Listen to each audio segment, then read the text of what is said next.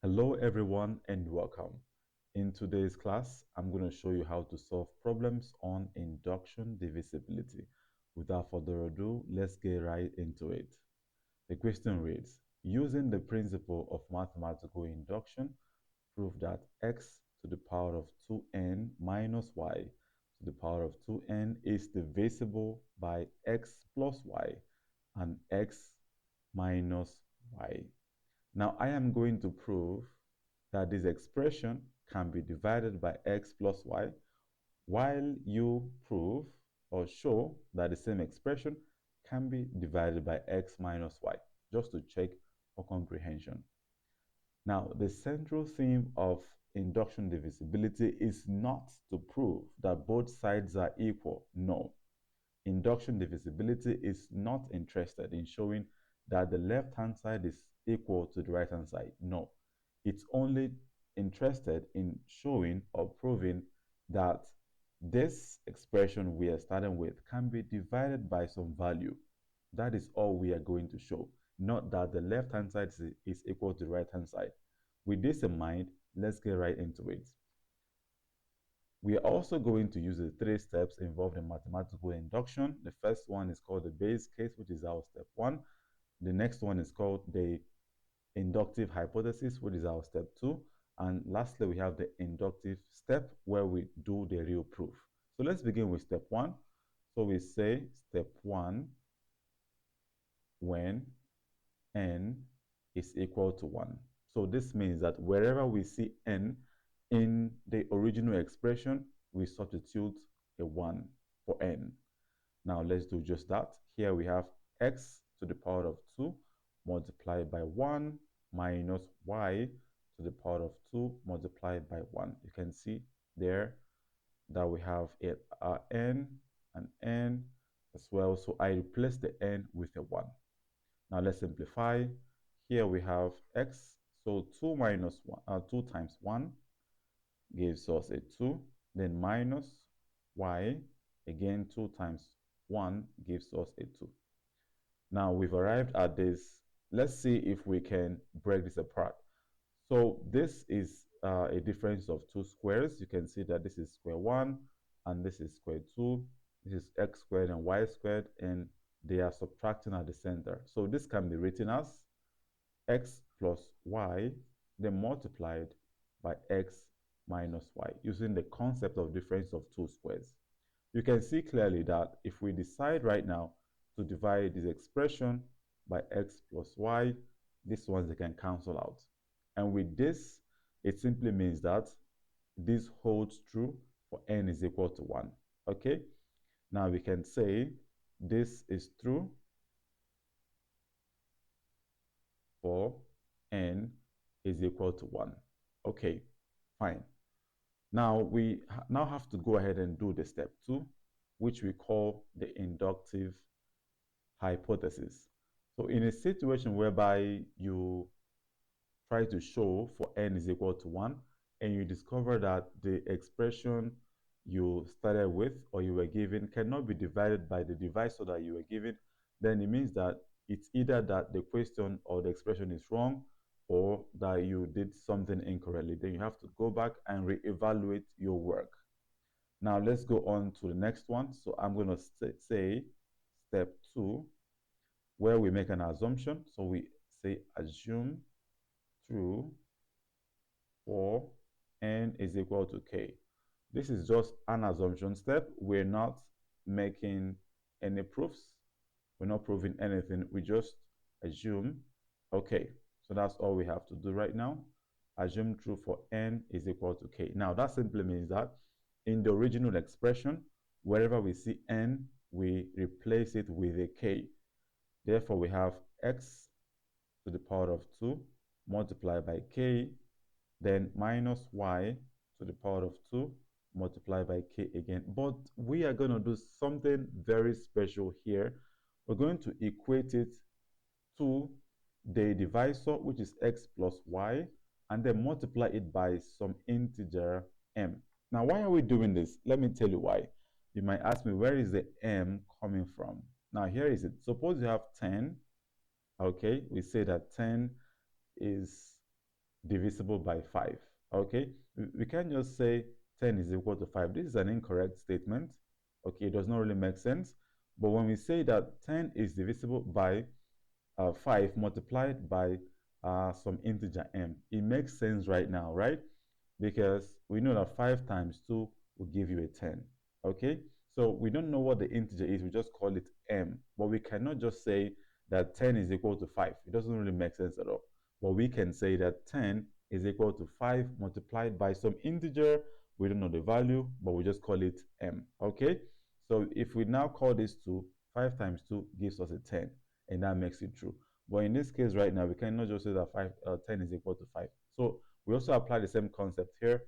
When we equate, okay, the left-hand side to our divisor, we also multiply it by some integer m in such a way that if we multiply, if you can find the number here and multiply it by x plus y, it should give us x to the power of 2k minus y to the power of 2k. That's why we're doing it. So always make sure you equate it correctly and include your m, which is just an arbitrary value. So let's simplify. Here we have x 2 times k is a 2k, then minus y 2 times k again is a 2k. So this is equal to our divisor x plus y, then multiplied by m. Okay, now here is a hint or something very important that you need to know. The success of your divisibility proof depends on how simplified your step 2 is. If your step 2 is messy, if it is messy, when I say messy, for example, if I leave it as it is, then I'm going to be in a very serious trouble because it's going to be very hard to derive an expression for it when I get to step 3. But if I simplify it to, let's say, its lowest form, I can easily work with it, or I can easily derive an expression for it when I get to step 3. Let me show you what I mean. Now I'm going to move this negative y to the power of 2k to the right hand side just to isolate x to the power of 2k, and that makes it more simplified and better to work with. So we say x squared is equal to x plus y to the multiplied by m, then plus y to the power of 2k. So my goal right now is once I do my step 3, which is where we do the real proof, I have to derive an expression for x to the power of 2k. Forgive me for that. So x to the power of 2k. Then I am going to replace that x to the power of 2k that I am going to derive in step 3 with everything here. Let me show you what I mean. So since we're done with the step 2 and I've already simplified it, I'm going to say step 3, proof through. Okay, this is where we do the real proof. Proof through for n is equal to k plus 1. So this implies that wherever I see n or an n, I'm going to replace it with a k plus 1. Therefore, we have, we go back to the original expression where we still have an n.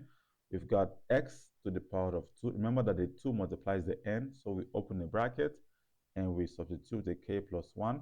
Then we have minus y, and here we have a 2 again, then multiplied by n, which is now equal to k plus 1. We can now close it.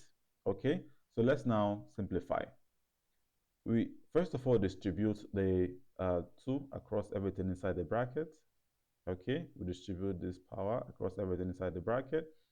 So we have x 2 times k is a 2k, 2 times 1 is a 2, then minus y, again 2 times k is a 2k, and lastly 2 times 1 is a 2. Now look at this right here. Okay, assuming I decided to leave the left-hand side of my step 2 in its raw form, let's assume I did not simplify it. Now it's going to be very hard to derive an expression like this, which is x to the power of 2k minus y to the power of 2k. It's going to be very hard looking at this expression right now. Remember I said that we must substitute our inductive hypothesis, which is a step 2, into step 3. Okay, it must be done. Okay, but if you look at this right now, we've already simplified it. We see that x to the power of 2k is equal to everything here. So we can easily derive an expression for x to the power of 2k. Okay, now let's do just that. Using the laws of exponents, where we say if you have, for example, a to the power of m times a to the power of n, these are like bases. You can see base 1 and base 2, they are the same. So since they are multiplying right here, you can simply add their powers, and that gives us a to the power of m plus n. Okay, since they are the same bases, you can simply add their powers. Okay, good. So we can also use that same concept. You can see that these powers are adding, so we can separate them to be like this. Okay, hence we have x to the power of 2k, then multiplied by x to the power of 2. Okay, so you can see here that we have two bases. We've got x and we also have x. They are multiplying, so the powers are being added here. Okay, but I've just separated them so that we can simplify and have no challenges in proving that this is divisible, that x plus y is a divisor of the expression that we started with. Now let's continue. So we say minus, we also do the same for y. You can see that the powers are adding. So we now have y to the power of 2k, then multiplied by y all squared. Okay, now let me do this nicely. I'm going to rearrange this since they are multiplying. Remember that multiplication is commutative. When I say commutative, it means that the order does not matter. For example, 2 times 1 is also equal to 1 times 2. So it does not matter whether the 2 comes first or the 1 comes first. Hence, we can write this expression as x squared, then multiplied by x to the power of 2k, okay, then minus y to the power of 2k, then multiplied by y all squared. Okay, now you have now seen the importance of simplifying your step 2. Okay, so you can see right now that we have that our step 2 is in its simplified form, and we have x to the power of 2k. Okay, and you can see that here x to the power of 2k. But x to the power of 2k is equal to everything on the left, everything on the right. You can see it here. It's equal to x plus y multiplied by m, okay, then plus y to the power of 2k. So that simply means that we can simply replace it with its value, okay? So we say x squared, here we have x squared, then multiply, I'm going to open a very big bracket, okay? We have x plus y, then multiply by m, and then what else is remaining? Okay, then plus y to the power of 2k, which we have here. Okay, so plus y to the power of 2k. We can now close the bracket. So outside the bracket, we have minus y to the power of 2k, then dot y, or multiply by y squared. All right, so now let's expand this bracket. Now, x squared times the first term, okay? So x squared times m gives us m x squared. Now, this is multiplying, okay, the x plus y. So we have x plus y, okay? And lastly, we have plus.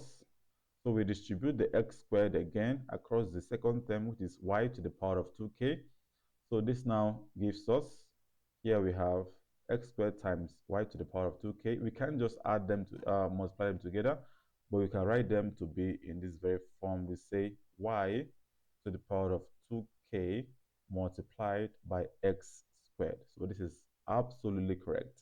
Now we can drop whatever remains. Since the x ends here, you can only multiply what's in the bracket. Now we have minus y to the power of 2k, then multiplied by y squared. Now, one thing you need to know is that when it comes to induction divisibility, for you to know that your answer is correct, when you simplify the step 3 to its lowest form, okay, when you've simplified it to its lowest form, you should be able to factor out the divisor. If you can be able to successfully factor out the divisor from the simplified or final expression, then it means that your proof is correct, okay? But if you simplify the step 3 in its lowest form, but you still cannot factorize or factor out the divisor, okay, then it simply means that something is wrong. So let's try to see what we can do here. Now here we have mx squared, okay, and then we have, this is multiplied by x plus y, then plus. So if you look at this expression here, this is expression 1, okay, then this expression 2, okay. These two are multiplying, these two are multiplying, and they are being separated by a subtraction sign here. So what do? We can simply factor out y to the power of 2k. Since y to the power of 2k is found here and also found here, we can factor it out. So we say y to the power of 2k, then we can open our bracket. If you factor out y to the power of 2k from this expression, what remains is x squared, then minus. If you factor out y to the power of 2k from this one here, you are going to be left with y squared. So we close the bracket. Then we continue. So we say mx squared, so multiplied by x plus y, then plus, here we have y to the power of 2k. Now, when you look at this right here, you can discover that we also have another difference of 2 squares. So we can rewrite this x squared minus y squared. Since there are 2 squares that are subtracting, they can be written in this form. We have x plus y, then multiplied by x minus y. Okay, so this is a concept of difference of 2 squares. I didn't change anything. I only changed the outlook using the identity. Now, when you look at this right now, you can discover that we now have, this is our expression 1. Okay, it ends where there is a plus, and this is our expression 2. All of this is the second one.